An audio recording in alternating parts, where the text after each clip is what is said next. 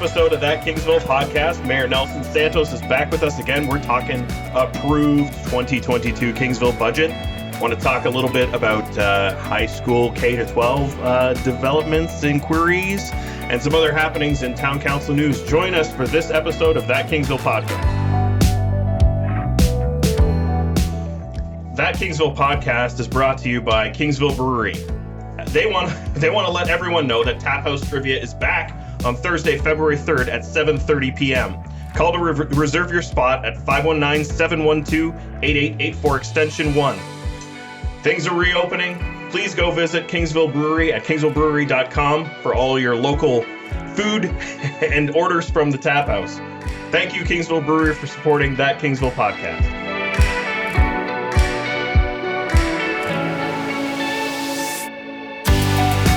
Welcome back to That Kingsville Podcast. I want to welcome Mayor Nelson Santos for joining us again. Yeah, exactly. I'm getting used to this now. It's like episode 20. I was waiting for like the theme music now to come roll in, right? We're not that professional. We're still grassroots, right? We're still in the garage. Oh, yeah, Gary, hey, we'll do it in post. There it is. Yeah, see, there's the theme music. Yeah, we're significant now. We got, tunes, but... He's like a wrestler with his own intro music. Just go through the curtains. Mayor Santos. Yeah, I want to hear the smashing of Steve Austin's glass. No. Nelson enters the machine, pyrotechnics, but you might need a permit. We know how to get one. Hey, Gary, I got one. Of course you do. Well, thanks again for taking time out of your busy schedule, Mayor Santos. Some very significant things happened this past month. Budget deliberations and some things that happened in town council. So I wanted to get some perspective and insight into some of the background. So I want to get started with some town council news first, and we'll wean our way into the budget and some of the things that were decided and changed. So on Monday's town council, there was an EMS station approved for Division Street North. Currently, that's housed in the fire hall on Division Street. So, what was the cause for the need to relocate, and where do we see that happening? Okay, well, it's been in development. There was a master plan the EMS put together about a year and a half ago. Last year, I know EMS pursued the land acquisition, so they've actually been looking at that site. The master plan identified an opportunity of how can we maintain the levels of service and certainly attain the response times that are measured that they have to report on an annual basis. So by all accounts, they looked for a location that one had capacity and space to be able to bring in the station. They've been operating out of the Kingsville South Station for quite some time now. One single bay, one ambulance, one vehicle, and at the time when they first started, the ambulances themselves, the vehicles, the units were smaller. And as it's evolved and the service that they've been providing and the needs of the vehicle have grown, they've outgrown that bay. So the county's been basically leasing the one bay out of the South Station for years. This is just the natural progression now to ensure that there's going to be additional vehicles in the area in the future, providing the coverage necessary for the south part of the county, as the county EMS, Essex Windsor EMS does cover the entire region for across Windsor and all of our member municipalities. Now that's it's ultimately a county decision, right? So that this was basically the town of Kingsville saying we support you in going forward with this, and now it's up to the county if they want to approve it. Correct. So when the county acquired the lands last year, that was basically planting the seed for the timing and the timelines, and then plan the budgeting for it. So from that perspective, the county has been identifying locations, key locations across the county. I mean, having the single bay in Kingsville was important because of the response times, but now being able to locate it in a very strategic location, on Road 2 East, just 500 meters from the intersection of County Road 29, Division Road North, provides for great access in and out throughout the community, the South Shore access to where calls may be, and again be more responsive and again and improve the times is what we're seeing. 6,500 square feet, just under 6,500. Just under, so 3 bays, and they're double deep. So at some point we'll maybe see 3 vehicles, maybe we'll see 5. Again, there's the capacity there that allows for the future long term. For provision of the health and safety for the community and the response for those that are in need. So county they already purchased the property. Yes. So construction likely this year. Possibly. So now that the architectural designs are done and the site plan is now approved, all that's left that they have to do procedurally is to take out a permit. So the design now, when the permit comes out, our building department, our inspectors will review the design and see if there's any concerns around it, approve them, issue the permit, and then go through the process. So I did see the renderings. It was a 3-bay. So is there going to be more trucks coming to Kingsville? potentially, yeah. So again, in the future, it allows for actually potentially 5 or 6 that would actually fit in the double bays because it's a longer facility, similar to what we have in the city, and it recognizes that Kingsville's pretty central. So in responding to, again, Leamington has its own station as well. Harrow has one, and now Kingsville will have another central one that can help respond. Is the plan for the fire department just to absorb then the space currently used by the EMS? At this time, yes. Certainly, we've seen the pressures from the South Station to need more space. They can put another vehicle now in that bay, as well as provide additional parking for the firefighters that go there for the training. So I mean, it was already tight space. It was pretty, it's on the corner lot, and it's in between the residential neighborhood, the starting of a residential neighborhood, and then of course the long-term health care facility and the new commercial areas that are being built up. And just so people can have an idea of the location, that's on Road 2. There's the new driveway that was put in that heads down into Dairy Queen. Right. So it's on the east side of that, between that driveway and the communications cell tower. Correct. Right. Yes. Yeah. So the space will break out in that way. We identified, was explained on Monday with Chief Crowder, the staff, the crews would be utilizing the same accesses to get to the new pad, but the exit would be specifically and only for the ambulances to go out. So it would be a one-way out that way, so that you won't see a lot of conflicting traffic. That's the intention, is to make it a smooth exit for vehicles leaving the site. And no concerns for electrical capacity in that area? Not at all. No. There's a substation nearby, I think, isn't there? Within earshot. Earshot. Yeah, with eyeshot, significant improvements in the station. I love the spark he gets with these ideas. Hit it. There it is. There we go. Thank you, Steve. Got to get one in early because apparently last time I waited too long. You did. You're charged up. Oh. So more development, more, this past Monday's council meeting, there was some significant things that went on. So Jasperson, a lot of focus on Jasperson. Mm-hmm. The proposed housing development, there was some changes proposed to a residential development. What did that entail? What's the parameters about why there was a change of scope? Right. So again, if we go back in time, just about 5 years now, the original plans for that subdivision were approved as a 40-acre development. When the news and the search for new school lands for the JK to 12 came about, the developer came on board and was supportive of saying, I'm willing to provide 25 acres from that location as an option at that time.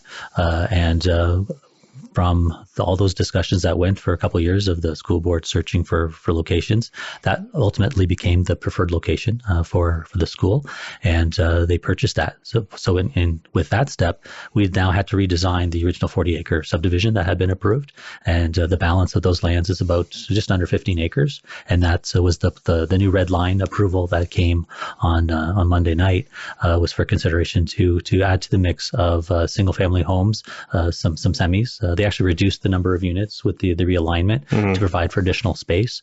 But it's basically catching up to that subdivision that was ready to go almost 5 years ago. Now, where will it exit onto Main Street? No. So this subdivision will go will exit through at Peachwood. So there'll be that entrance at Peachwood.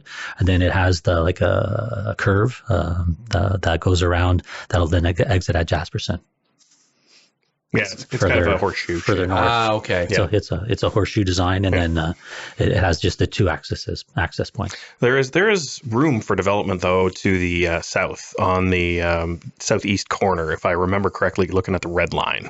Or is that, am I confusing the overlay of the blue versus the red? Yeah, I think you're confusing the overlay. I mean, there's still agricultural lands to the Correct. southeast. Correct. I apologize. That's still not in the settlement area, however. Right. So that now would abut the proposed lands for the JK to 12 school. Correct. Which was also on the agenda and docket for this past Monday's meeting. And Deputy Mayor Gord Queen asked for a motion to be passed regarding an update from the Board of Education. We're all expecting us here on the team here at the That Kingsville Podcast, Dave, Kevin, and Steve. We talk about this quite often. So, what's happening? What do we know at this point through council?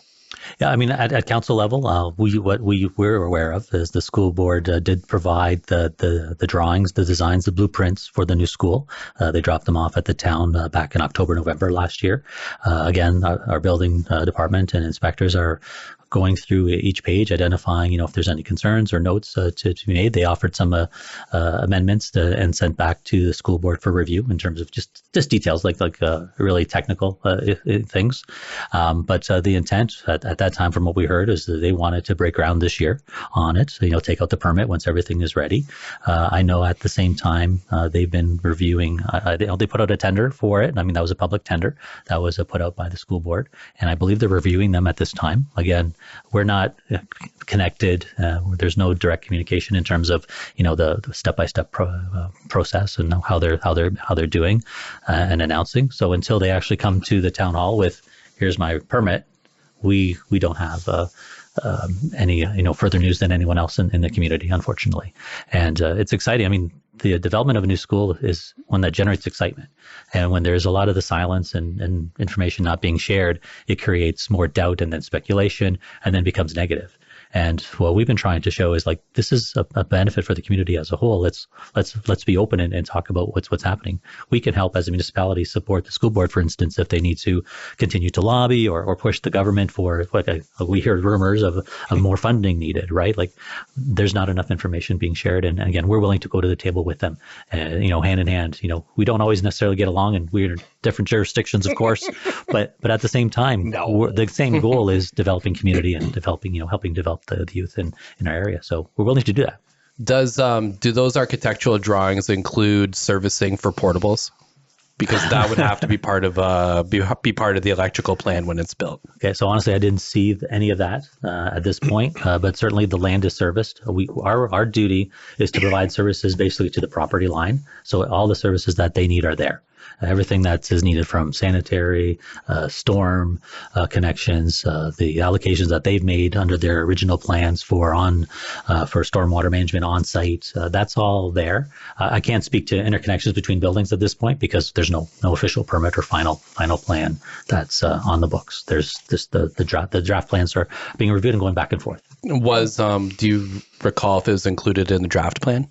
I didn't see it in the subdivision or in the site plan. I didn't see that at all. Because there were, and it was just rumors, but there were rumors circulating, and it'd be nice to try and get them, resolved, whether true or not, that there was set aside on those plans specific areas for portables. Yeah, I haven't seen that, so I can't, speak to that. Certainly, when we looked at the plans, we looked at also what recreational needs were they hoping to include. Would those be spaces where those potential portables would go? Again, that's someone from the school board to answer to that. Our intention was from day one to be supportive, to encourage and in good faith move forward with the school board. I mean, we closed Ruthven Public School in advance, many years in advance, in hopes of this build. We saw Harrow sacrifice their high school again as another, motion of good faith, showing that the school board is willing to do the financial measures and needs to provide for this future space. And as we kind of guesstimated and predicted back then, the delays would be happening. And that's why we encouraged, wait more time before we close schools in our communities. And that's part of the challenges. If we aren't able to utilize or leverage those tough decisions for action from at least the provincial government, then we're wasting some time and not utilizing, our assets to our best. So that raises a lot of questions from my perspective. And I could go on forever about it, because how much money has the school board saved or the province saved by closing those schools? And maybe those dollars could be put in a reserve account and help fund the new build. Go on and on and on, right? It's just being strategic and planning this project. It's significant.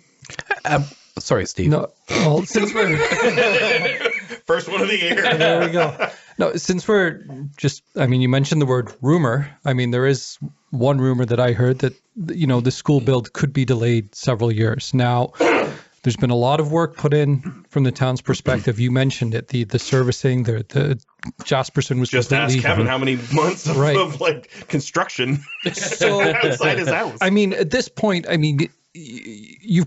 you're out in the community, you hear things. We're presenting maybe something you've already heard or maybe you haven't heard.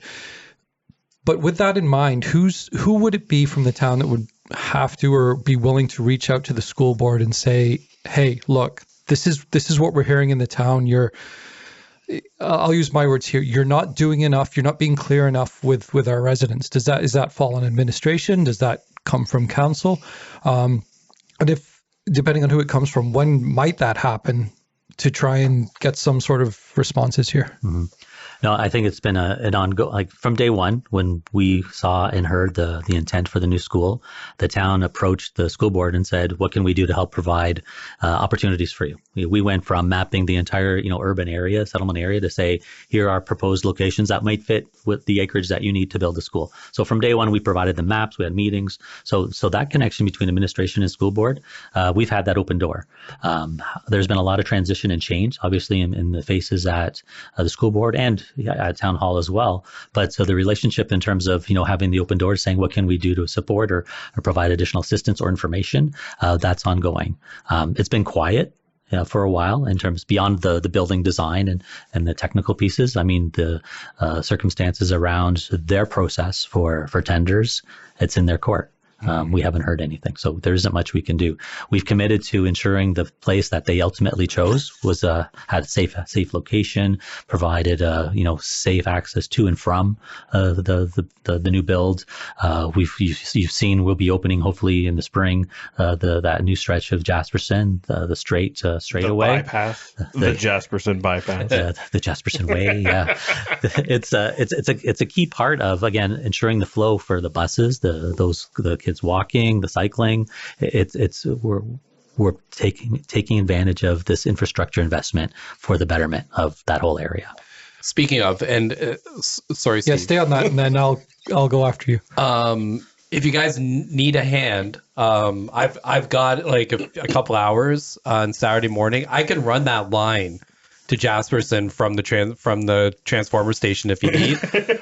Just let me know where I can pick up the wire. I'll tie it to the fence. I can run it across the road. Excellent. I'll run it down. Yeah. It's not far. I don't know if you've seen, but you can stand where they have to connect it and look. Yeah, it's right there. And see where it's going. Well, the improved hydro poles are, right? Yeah. Right. Yeah. We probably just need a couple light bulbs. So if you can find those, we'll be good. I'm scared of heights, so I can't put them in. No, just getting away from the school slightly, but focusing on the road again. Can you clarify what the plan is for the S-bend and Jasperson? Because yeah, so the intent is to basically put a block at the end of the S-curve so that it's no longer accessible from Jasperson. So the intent would then be, as that portion is connected to the high school, that would be a walkway trail from the new high school lands across the creek to the arena area. The road itself, the balance of the road that's left from the S-curve to Road 2 would serve as a service road for all the activities in the arena. It would actually make it probably a little bit safer for the traffic there. So there's no real through traffic going anymore. It's people specifically going for a function, whether it's to go skating, whether it's to play on the soccer fields or baseball, pickleball. It'll be a true service road for the arena center. So then the lone residents. Lone resident. Do you then do you cut it off before the S so that you don't have to maintain that culvert bridge? So as part of the redesign, we had to improve the drainage. So obviously taking care of the natural drain and creek that's there because it kind of converts. We have to address obviously the natural components that the environment is requiring. So we'll be doing that. Along with that, as we do some of the realignment, the bridge would basically go over the culvert, like the walking bridge we utilize the culvert as the access, right? Instead of being in a road cover. Yeah. Utilize what's there instead of having to build new. It's great. Estimated time for that transition? We talking weeks? We talking, spring? Yeah, I think spring is best, obviously, to say, when we would do all of that. We started to put some signage up to, give notice to people that, hey, that S-curve is closed off, no longer, so you have to use the new access point. Okay. Yeah. So there'll be some education piece, and we'll circulate that. Okay. Interesting. Very. Yeah, it's always been a topic of conversation for us because we're all in that area of town. Yeah. And getting to see all the progress that was done. Because if you caught an episode of us, we were very concerned about the asphalt. The availability for asphalt for both Road 2 and Jasperson. At that time, in December. Exactly. Time was ticking. Time was ticking. So, now it's there. Right. I think you mean asphalt, though. Asphalt. We don't want to make an asphalt of ourselves on this, though. So let's keep going. Because Gary's off the board.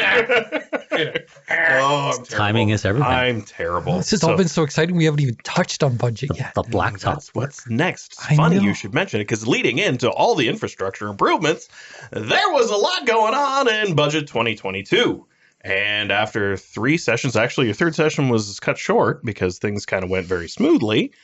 You came up with an overall tax increase of, 2.3%, but 1.8 overall with the tax, county tax and education. Right. Yeah. So a lot of things that were approved. We talked about it briefly with Ryan McLeod and John Norton after the first session. Second session, some other things happened. Third session was mostly grant approvals and some wastewater treatment. So overall, you excited? I want to see the grants. Steve, you just perked up. No, I thought you perked up over wastewater. No. I was like, Union Water gets you that good. Eh? So because we're hopefully this year we're emerging out of COVID land. We as of Monday, hopefully facilities are reopened and whatnot. There's a lot of optimism about some of the things that got passed or adopted in this year's budget. We talked about the 8 new positions that the municipality is going to be adding to administration. There were concerns that we had with Mr. Norton about facilities, and it was a motion that was passed to council about where to house people in order to handle these things. So overall, in this increase, highlights just off the top of your head where you're happy that council came to this agreement, being mayor? Oh, for sure. I mean, at the end of the day, you want to, present a budget that's, respectable, responsible, and certainly that's realistic of things that we can do, throughout the year. That's been, I think, part of the challenge as we went into this budget as what can we do? Are we putting in positions that wouldn't really be effective because of the pandemic or because of where we are in COVID? And what we identified is when we look at the levels of service and the work that has been, brought on even through 2021, we've seen more work, more permits, more development, more supports and expansion of services. And that requires people still. And when we identified the increasing needs, there are different departments where it says, under public works, certainly under environmental services, those key services were important to address. And by implementing, new staff for that area, it relieved a lot of stress and strain on the existing staff who are already doing, more than just, single duty. They do cross departments for a number of services. And when we look at the summer with Parks and Recreation and in the marina and the concerns around the marina and having staffing there and shorter time for summer students that we relied on our existing staff to be able to cover for that. So this budget helps address some of those gaps and helps actually focus for things like new programming for activities for seniors all ages in our community. We'll get to that.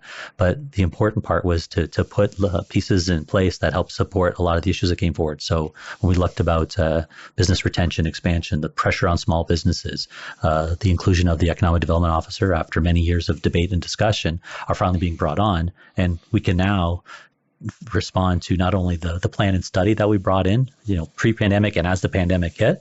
Now we can update it and bring forward plans and strategies to support small businesses who may be struggling, or to continue to help in the promotion of the town to show that, hey, we're still open for business. This is why you need to come to our community. So those types of positions actually help leverage the strength that Kingsville had to carry on their own. Our businesses did a lot of carrying of the workload on their own to help, show we're here. Please don't forget us. Let's lobby. Let's work. We're going to help create a little bit more strength there. Now we're going to be able to do that. Now there was 8 positions proposed. How many got approved? So 10 positions were proposed. So 8 got approved. Yeah. So, which ones did council decide not to approve? So we we delayed the one position that I'm familiar with was with Public Works. We held off on one of those for a year. So they'll be reviewed again. And then actually the 9th position was a temporary one that we made permanent. So I should say we did the 9. So to carry over in the work that they do for the sanitation, everyone's so excited about wastewater and water developments. Yes. When it can be draining though. That one stunk. I missed it. The tap runs quick when he's going.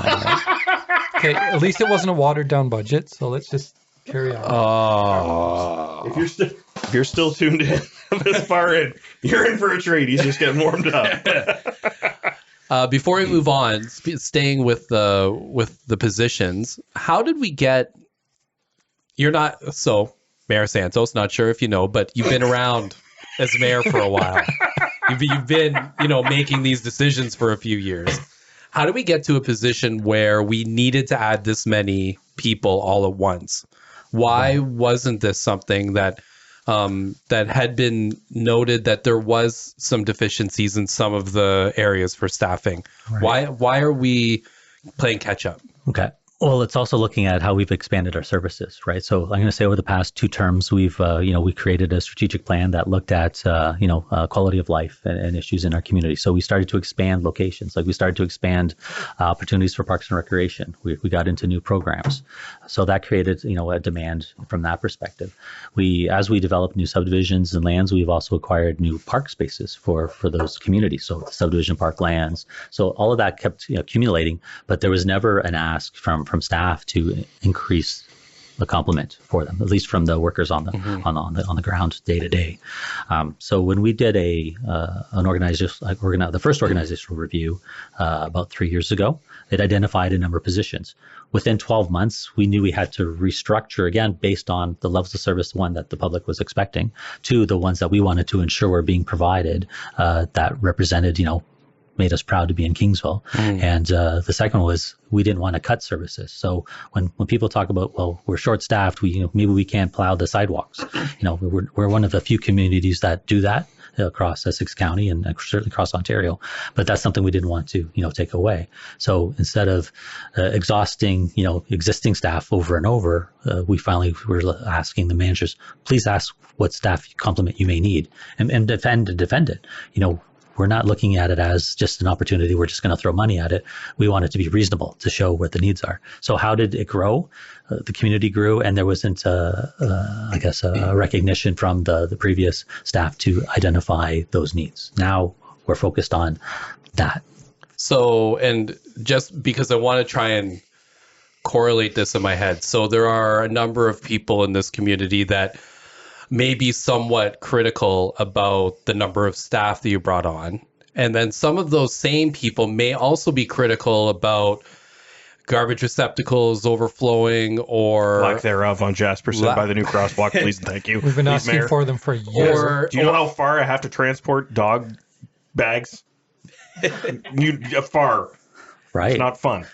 It's not fun, Go. They need to invent something for that. They also may complain that their roads don't get plowed early enough, or they may complain that parks aren't up to the standard that they would expect them to be, or there's not enough supports for small business and people to help them out. Do you think that there's any correlation between the town having to hire more people and the demand for those extra services? Like, should the same person be complaining about both Well, I mean, talking out of both sides of their mouth. wow, What? Does that make sense to you, Mr. Mayor? Does it make sense to you that someone would complain about hiring more people in public works and then also complain that their garbage receptacles aren't cleaned up quick enough and that their snow isn't plowed early enough? Does that correlate? And it speaks to why we wanted to do a service review of customer service review within our community, because absolutely, I mean, people tend to gravitate to things that are special to them. So if they want to go to the parkland, they want to go to the marina, they want to go to the arena, there's people that need to be tied to that to ensure the lawns are cut and the baseball diamonds are ready to roll. The support that we see in our parks in terms of, it tells us that there's more use happening, right? So when the garbage receptacles that are there are being filled faster and we didn't schedule someone until, 6 hours later, that garbage can could have been filled twice over because of the popularity and the new increased, use of it. So that's part of the learning that, our whole team is brought on and are recognizing. So we've started to do rescheduling and staffing. We were fortunate. We had a great, collective agreement renewal this past year as well, and the recognition from both the union and our side saying what can we do to best provide the supports for staffing. And this time around we said, okay, maybe it's time we move away from the seasonal workers because we would only have them for 9 months a year. Our new collective agreement got that position erased, but it adopted all of our seasonal workers into our complement. So they are now available not just from like March to November, for example, but now they're available 12 months a year. So we don't have to have a lull in potential service and supports, right? So that's a gain, I think, from the municipal perspective and for the staff and the union members that work for the community, and it'll give us more flexibility in that. Yeah, it may just be an obnoxious way to say it, but that seems so very accurate, silly. Very accurate. In fact, I've heard that Mayor Santos, you got extra time, right? You're the guy out on the poles repairing like the street lights that are out, and you're that guy, right? Well, their duties as assigned, right? Hey, if you want to come in and help me run that power line to Jasperson, we can get that road opened up right away. Get those lights on. We can tow the barrier over and block off the S-curve. I'll just lift it. Yeah, I'll check my certification. I don't think I can do it. No, okay. Yeah. All right. Steve, anything of concern with the bursary grants? No, actually. Yeah, I know. Disappointingly. We were disappointingly. Actually, I think that there was a lot less than I would have expected that council would have had to deliberate over applications. Like, is it a matter of maybe a lot of those public or community service groups just aren't convening because of the pandemic, and maybe that's why we aren't seeing as many applications? No, I think it's just the level of applications that we're seeing. Some are groups that are just starting out and they're looking for some supports, whether it's through COVID relief and support for kids, but also we're seeing some maturity in some of the applications, saying we're seeing this more as a partnership, and maybe the town can help sponsor this event to go forward, and then they're doing all the work behind the scenes. So we're seeing that kind of maturity. I know some of the grants that we haven't seen this year were like tournament sponsors, for sports, for hockey, baseball, soccer, high school sports. So we kind of missed that because we know that is a draw for our community. We may see that again in the future when we can start to see competitions return. I mean, it was 2 years ago. I think we were able to squeeze in one more OFSA tournament at the high school, and then everything hit. Right. Pandemic hit. Yeah, because we were supposed to host a provincial hockey tournament as well, championship, that same year, but then that got canceled within weeks of the event happening. So some of those have kind of fallen off the table for now. But I think the grant request that you did see really focused a lot on community involvement, supports for special events, but certainly growth for youth and supports for temporary farm workers as well. When you look at the migrant community worker program. Anything else on grants you want to talk about, Steve? Anything specific? No. Everything on the list is pretty much it's justifiable. Kosher, yeah. I mean, there's one or two on there that I've questioned for years, and at this point, it's like, no need anymore. Yeah. Capital projects. So what's the biggie? So we continue to finish the phases of Road 2 East. So when we look at in terms of the dollar signs, so between the water are you going to line, finish one of the phases? Well, yeah, we're going to finish the. Have you heard this guy's you gonna comments? let I've heard him talk. finish? Yeah. We didn't think we'd have the. We didn't think we'd have the blacktop before the end of December last year, right? And Neither did we. We were very concerned. Very concerned. yeah, a lot of what we've seen though is also the delay because of the capacity of the workers in the trades. So that did play a little bit at the end. However, with that project being critical, it was identified that they did some amazing work with the weatherman to ensure, and Mother Nature to ensure that there'd still be time to do it, and weather did cooperate into third week of December, really, before we weren't able to put any more, of the blacktop down. The concern that we are seeing going into this year, again, will be the same in terms of the trades being available. However, the contract, the specs, the work, it's all ready to go. So it's a matter of being able to time it. We have a special project that we want to complete early. That's the Cedar Island project. So where we're fixing not only the roadway to the beach and the waterfront and around the marina, but the entire boulevards for the residents that are there. That it's way overdue. Mm-hmm. So we want to get an early start on that. That'll be the first one out of the gate, and we want to get it done before, as quickly as we can once the factories do open, so that you'll see an improvement there. I mean, it's in terrible shape. I mean, we recognize the weather hasn't been great, but the attention to it has been lacking for some time. It's kind of fallen down the priority scale, because when you rate things, you rate based on traffic and how much it's used. Compared to a Main Street or a Road 2 for traffic, the island doesn't see that kind of traffic, so it never really peaked over. So we're bringing that forward this year as already it was pre-approved before the budget even came forward, to ensure that it's done. And we've been communicating with the marina users and the residents, saying, here's the plan. Once we get the contract awarded, we'll get you more specifics about how it will impact your access to and from, because it's a tight space all the way around the island. Did the waste? We will go to wastewater on this one. Stonehenge, Cockhill, is that all approved Absolutely. to go for this year? The new water main will go in. Yeah, okay. Yeah. We had a couple of breaks this past year on there because it's an aged system. Yes. I mean, Yeah, we that's saw the you original. out there with the backhoe. You were saving my mom's and my neighbor's house. Yeah. And I'm just wondering, can we get a little bit more accurate signage? Like, if a bridge is going to be out for almost 6 weeks, but all the signs around town say 3, it kind of gets like, and I'm not, I don't want to, like, I'm kind of saying this. Main Street closed for open streets. That's an oxymoron. That's always a fun debate. But no, I mean, the sign said 3 weeks, and then we go into 4 and we go into 5, and then in the end it ended up being double what the sign says. And Right. And I'm not going to criticize anyone for putting that sign up, but it is misleading. It's misleading if you're coming in out of town every so often, and all of a sudden you expect to get through and you can't. And I'm sure that the memo to emergency services probably didn't say 3 weeks, or maybe it did, and then they're all of a sudden diverting their ambulances through neighborhoods for and another those 3 communications weeks. happen weekly, certainly with the bus companies and everything, to know if they're open or not. But with that project specifically, I mean, we hit, again, that was part COVID, that was part not having the supplies, and then that was also part, we had a challenge with the developer at one point, or the contractor at one point. So it was a mix of everything. But certainly I'd credit 2 weeks of that delay to supply for that area, unfortunately. Okay, and that's not something I guess you can foresee. I mean that. Yeah, I mean, we did press. I mean, I know our staff, did communicate with the contractor, saying, I know it's a small job, but it wasn't that. It was the supply and getting materials. And I guess I highlight that project, if you will, just because it was a main artery. I mean, if that happened on Woody Crest, it's not such a big deal. But no, with the Bean Division, it was. Mm-hmm. Well, it's an artery in the town. I mean, I got calls from folks coming into our community for the first time saying, I've tried to follow your detour route from that aspect, and kind of got lost, and they were visiting neighborhoods. Yeah, they're in my neighborhood. They found me sitting up front with a beer. How's she going, eh?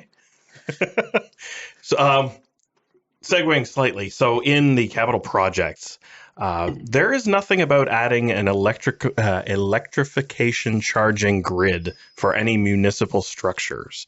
Now, is it Essex Power Lines that created the Charge Up grant for the county in order to help facilities and businesses adapt an infrastructure and do the installation?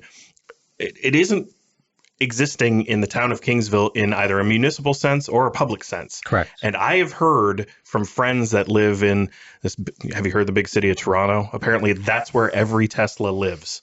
Oh, wow. So they have this inability to come here and charge in a rapid charging kind of infrastructure sense. So is this not a priority for council at this moment or administration at this moment, or is it something that has to get tackled when building renovations happen? Right. So, I mean, there's a lot of points to that. I mean, one of council's priorities speaks around the environment and making improvements in terms of our overall plan. So, I mean, the opportunity to introduce that would probably fit in the priority in some form. The grant that came through Essex Power, again, was a unique one. It was just really announced. But even last year, March, April, when there were some funding programs from the federal government that were in play, we did have management look into that, and they were pursuing some opportunities and options, and that was supposed to be brought to council at some point. But they were investigating the background in terms of locations like at the library parking lot and at the arena. So those were two site locations identified as potential prospects, and information was supposed to come back. Again, we've had some transition in staff, so those that were looking at that project, that position hasn't been refilled yet, so it hasn't had a chance to come back to it. But there has been initial work to that. It's not in the capital because we were relying pretty much on the grant. The federal government grant basically covered all of the capital for the cost of it. So until council actually sees, here's what the proposal is, here's what the grant would cover, then they can determine it. It's not included in here because, again, we haven't identified a prime location. It's one of those, maybe it will happen on a municipal property, or maybe it'll be a private sector that brings it in, right? Yeah, I would expect that over the next year that there be something pop up in the town of Kingsville.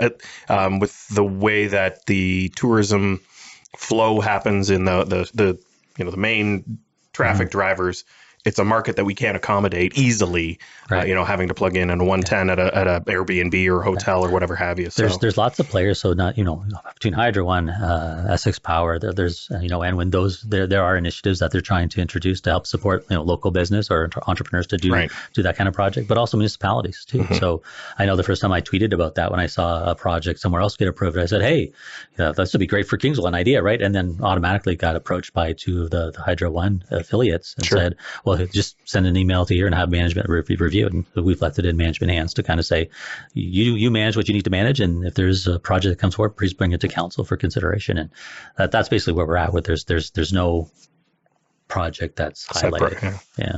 The Sumac Pedestrian Bridge. Oh, yes. Now, Steven, we were talking about this. Was that not just done? Boy, I think that was done 10 years ago. Yeah. Was it that long ago? Unfortunately, when we interviewed John and Ryan about it, John being fairly new to the town, he has no background. Ryan as well. So Steve and I and yourself, because we're residents in long term, I used to walk to high school over that old bridge when it was just the residents. Yep. So So when the neighbors did the last renovation, they all came together and helped build it on with their blood, sweat, and tears and in support for the community. We were able to establish what was there now. But now so much time has passed. Again, it's just wood, so the wood decking needs to be kind of redone, and the new identification of the steel crossing underneath just really needs to be replaced. So that's what came forward. I mean, the challenge we have is under the new ODA and making sure accessibility for all. We're able to replace what's existing, but if we're going to then enhance it, then it all has to be done and that would accessibility. And that would challenging. That would be like the $900,000. It would look like the new Gordie Howe, because you'd have to do a suspension bridge straight across, or we do the switchbacks all the way down the hill and up the hill on the other side. So depends which way you want to. Well, as long as they're not graded and paved like Lakeside Park, you'd be okay. How is the ponding at Lakeside Park? Have we been down? Oh, it's all frozen right now. Mayor Santos. That's where you can skate. Mayor Santos. We identified a couple of problems with the grade on the new paved path. We almost died. It's the ski slope of Kingsville. It unfortunately is. So Steve's it's a stick in his ribs kind of thing. He just. Between that and not being able to drive the train this year because COVID prevented things and scheduling shut down and whatnot, Well, I was scheduled, Yeah. and then I got rescheduled, and then I had an appendectomy, so there was no way I was able to do it. So Yeah, you Yeah, probably it's could have only- still done it. I was just It's going not to hard say, does to your do. appendix drive the train, or do you? You need it to qualify. the night I was originally scheduled, We were going to be working that route, but we got booted to another weekend. Yeah. A couple other biggies in we here. got off track. Oh no! Ladies and gentlemen, gold. It's gold. Not big dollar value, but starting to work on the West Side Arterial Road. Some of the environmental work, land acquisition. So that is the first official sign that that's going to be moving forward. Correct. Yeah. So we've got arrangements in place to secure the property.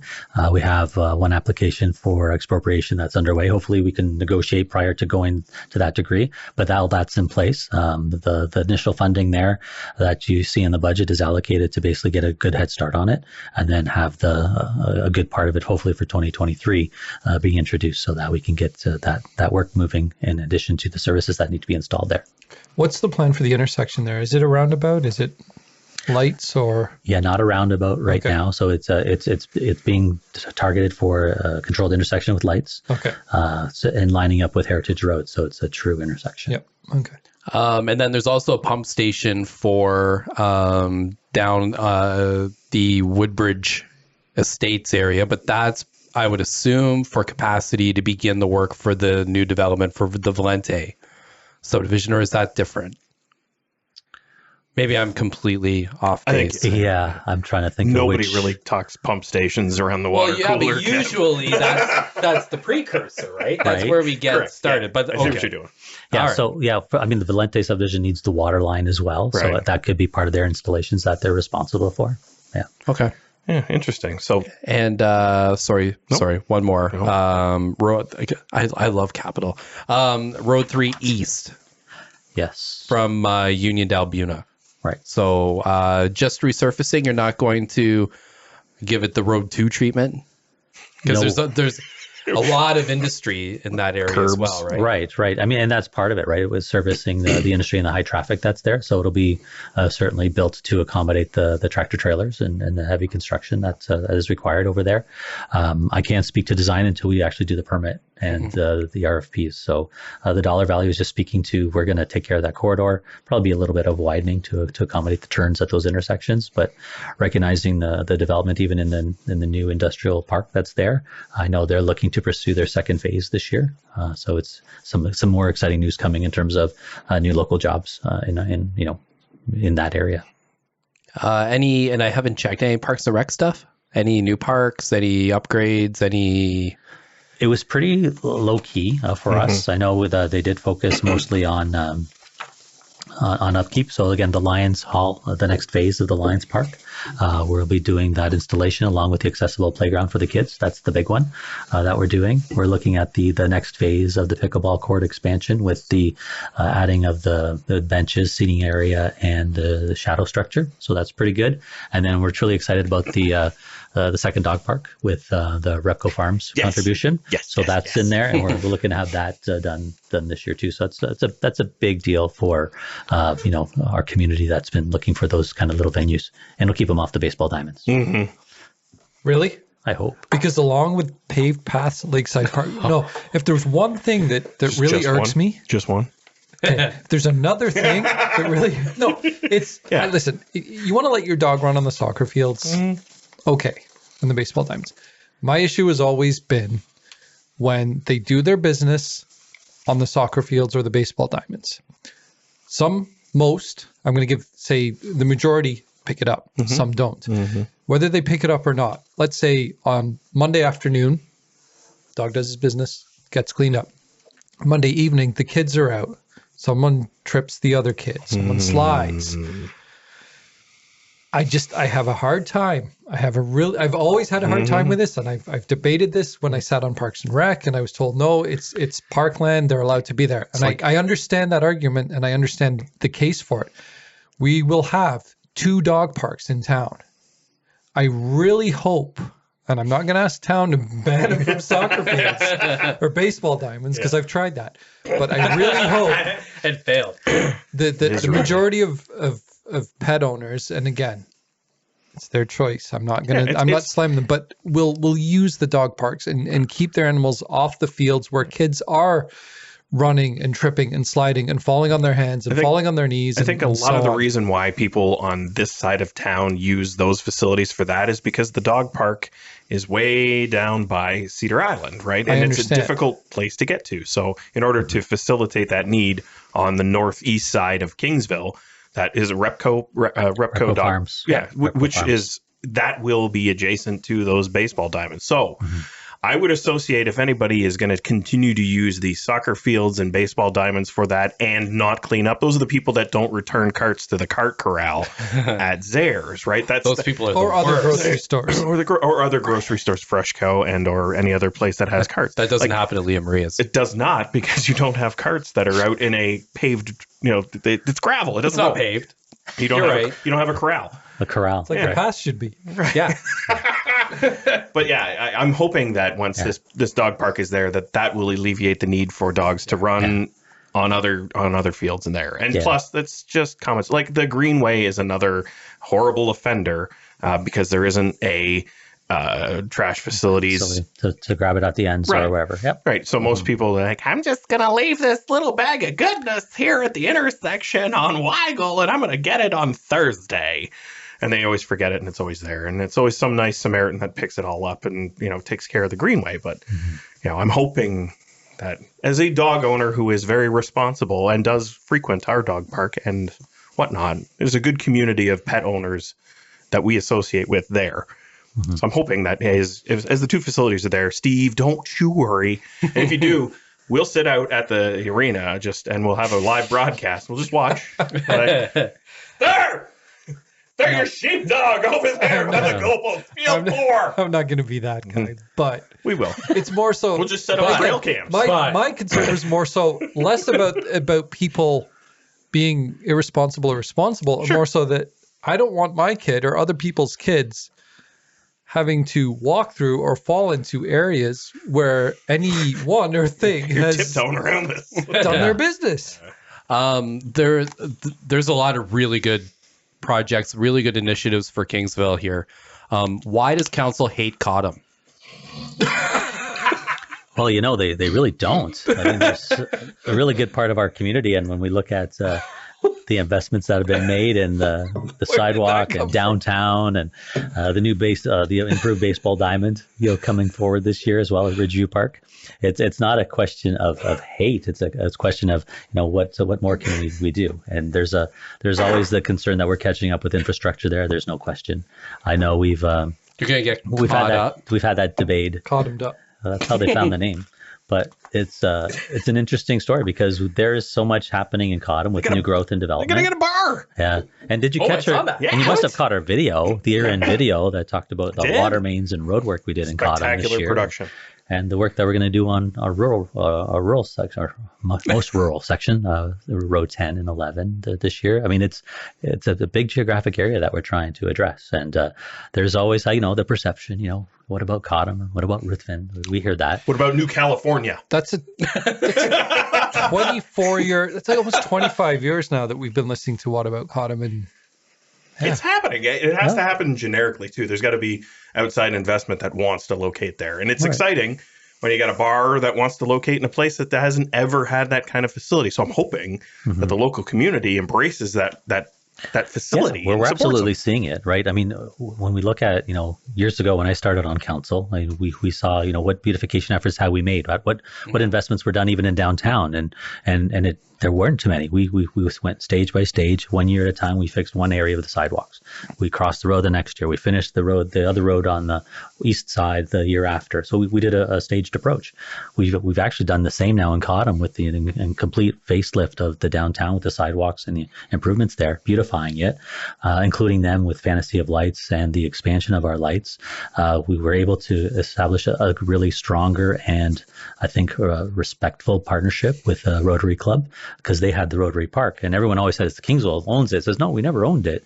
Rotary Club did, and we did support them whenever they asked. Like if they asked for some support or relief, the town was there for them. And it was only recently where we saw the transition of ownership from the Rotary Club to Kingsville, and now we're being able to make those investments in the new playground equipment that's there. And we're looking at, breaking news. We're hoping we're able to accommodate the use of their pond as the public skating area. You heard it here first, folks. So we're investigating it for staffing purposes. So again, the new investment in staff may be able to accommodate that so that we can keep that going. So it's not a question of love, hate, or the old rivalry. I think it's just, it's a matter of, giving them a voice. And when we created a committee for the downtown for Cottam, the CIP was created. They're the first CIP in all of our municipality. Kingsville doesn't even have one, right? But we need to pursue that. Again, part of the economic development piece. First splash pad too. Right. Deservedly so. It's a fantastic facility. And we raised lots of money when I was in the dunk tank for that one. They really liked it when I showed up for that one. I believe I might have dunked you. Have to ask, council raise. You guys gave yourselves a raise They this didn't year. give themselves a raise. John explained it. It's a matter of amalgamation of responsibilities. What? Yes. No. Yes. No. Did What? you listen to last didn't week's listen. episode? I did listen. But that's okay. Hold on. Are we going to debate Kevin here? Hold on. I don't know. I question his commitment to whoa, The because existing policy at the town is after every year, there's Just riling them up. the support, the increase is based on inflation.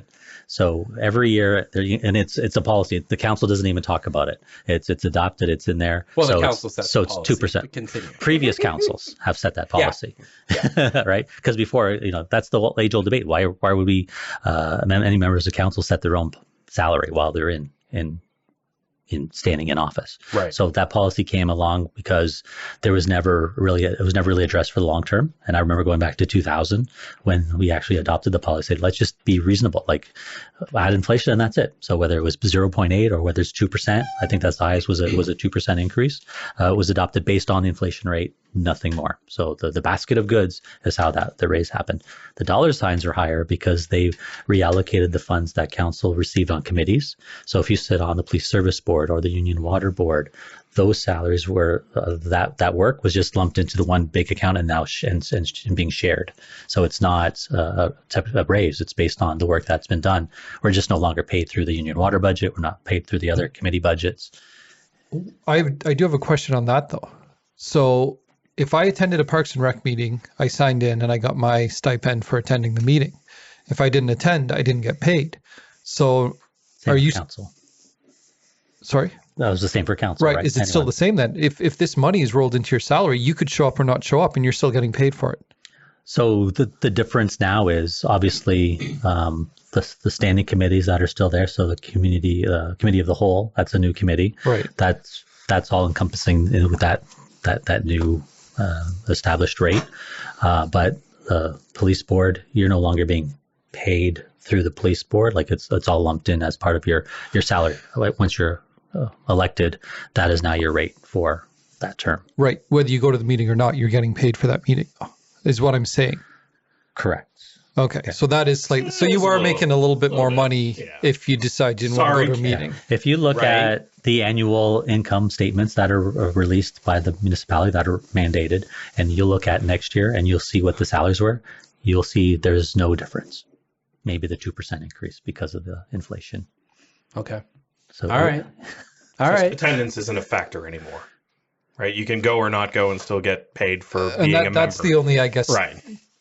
qualm I It's would a have. technicality. The expectation is, if attendance becomes problematic for a counselor not being present during, 3 meetings? 3 in a row. 3 in a row? Yeah. So that's under the municipal act. So if you miss Correct. 3 meetings in a row without an excuse or a permit or consent from the council, Sure. you lose your seat. Yeah, let's be honest. Your council members and your deputy mayor Queen and yourself don't have a reputation of being absent. So I know there's a watchful eye sitting to my left. So you're gonna hear about it if it's, hey guys, you're on 2. You're on to Communities in Bloom. You're on to. Yeah, and I think that was also part of the policy change this term when we said if there's a member who knew they were going to miss a meeting, you ask another member to sit as an alternate for that committee so that the representation wouldn't fall off. So we were able to cover for each other in that essence as well. So 2022, new budget, a lot of optimism about reopening, reemerging. We haven't heard about all the different festivals and events that have yet announced or said whether or not they're going to proceed for the town. So we haven't heard yet from the Folk Fest. We haven't heard about Highland. Well, we've heard Highland Games is going, but we haven't heard anything on the contrary. Now, for other town-related events like Open Streets, do we have any preliminary discussions about how that's going to be handled this year? Yep. Yeah. So our full intentions. I mean, if you're able to tune into the Mayor's Chamber breakfast on Friday. Sorry, we talked. Apologize. I understand. I love you guys. You and Hilda talking. Yeah, it's great. It's great. A little back and forth. It's great between our communities. It's I'm going to Colasantes the next time it's in person. I will enjoy my Colasantes breakfast. Yeah, we do miss that environment for sure. Atmosphere. I just like sitting there, just staring blankly, eating a donut. I don't believe what you're saying. Anyhow, your mayor's real. breakfast. Yeah. So we talked about the events coming up in Kingsville, and we were excited, right? Like, I like to play on words as well, and I told people to warm up their haggis and be ready for the festival that's coming in. Saying it, but then he killed it. Yeah, but once I piped up, we were able to ensure the community that this festival's coming. Sorry, Yeah, Mayor that Santos. was a good one. Sorry, Mayor Santos. So yeah, definitely. And then we also talked about, as we looked at the support for the program manager position, that role will include the work around the basically the coordinating of the open streets. So look for the same basic kind of setup for open streets this coming year. We'll get into more of the details and specifics as we get closer to the planning, but we're looking at the same music, vendors, restaurants opening up on the streets. Is there an intent to have an advisory committee again this year? Since last year we, as a member of that advisory committee, helped establish the framework of what 2021's event was going to look like. Is that still the intent? No. So the advisory committee did that work and did the framework. So the intent is if there's any services as we set up the tents downtown, if there's any tips or advice or suggestions, drop it in the suggestion box, and maybe we can do some improvements at the open streets. Yeah, well, it's exciting. What did I do, Steve? Well, you're on a committee. You were on a committee. No, I know. Are you sure? Have you heard? Have you heard I was on a committee or two? His resume is pretty thick. It is. So the budget works out to, if it, all in, a little less than $100 extra for a person per house. Assessed at $250,000. And Again, to paraphrase Ryan, let's make it clear that is not what the homes are selling for. Right. This is what the home is assessed at if the geniuses from Impact come in and yeah. So it's just under $60 for that home assessed at $250. Municipal portion. All in. All in. Yes. Yeah. Oh, I thought it was higher than that. So when we did our cuts at the budget for the local levy, it was at that level. Yeah. We reduced it to $40, just under $41 on the local levy. A lot of people have already come out of the woodworks and said they're quite happy with what council's done. So, some growth comes at a cost, and if it's managed well, it's easily palatable. Sure. I think everybody's just really curious about seeing what the tangible results are of adding those things. Right? It's going to be heavily under criticism because, hey, you're adding so many different municipal bodies in departments. They want to see the results. Absolutely. Well, the thing is, people all have to remember, though, too, it takes, so many weeks just to get up to speed. Well, Mayor Santos is going to train everybody. Mm-hmm. Right? Oh, yeah. That's what he did. Maybe even health and safety. We'll see what we can do. So a lot of optimism. We'll make it work. Yeah, absolutely. I mean, council worked hard going, line by line through each department and then finding areas that we could question. And then when we brought up, there's flexibility, and then we reduced an amount. Maybe we reduced it by 5,000 or maybe we reduced it by 20. Each little bit helped contribute to where we were at the end. And all the questions I think were fair. And certainly, when you look at administration bringing together the budget that they did at 3.5, they did as best as they could amongst themselves. And then, working with them and getting, an understanding of why the the ask was there, I think helped answer a lot of questions. And I mean, 2.5 days we spent around the table, 9 to 5, 9 to a little bit after 5, and then basically the last 3 hours and a little bit. Must see TV. So what do you think? Are you comfortable campaigning on this budget in the fall? I think this budget and past experience that this council's been responsible and responding to, I think it's exciting for anyone that wants to put their name in, because Kingsville's the place to be. That was well done, because I was going to just hit it with the question. It's an election year. Are you running? Yeah, that's we are not. Have you heard it here first? We are not running for council. The three of us. I actually heard you were. I heard a rumor you were. I have also heard said rumor, and I started it, but so someone asked me, I'm like, oh yeah, Dave is. Right.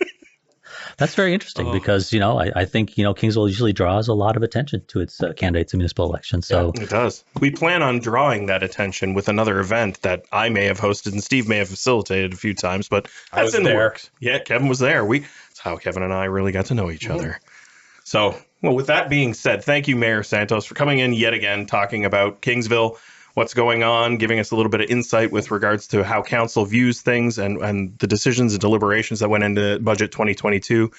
I know I'm excited for what this holds within the municipality as all the new services that'll be offered and the infrastructure improvements and going forward, hopefully emerging back to normal society. Our goal is to get a better 2022. Yeah. And I think we're starting on that path. Yeah, and that'll be a launching pad through the years to come. So hopefully the next council, as elected this year, can take what we've passed as the groundwork and continue the improvement and be a manageable budgetary allotment each year. So thank you very much for taking your time again. My pleasure.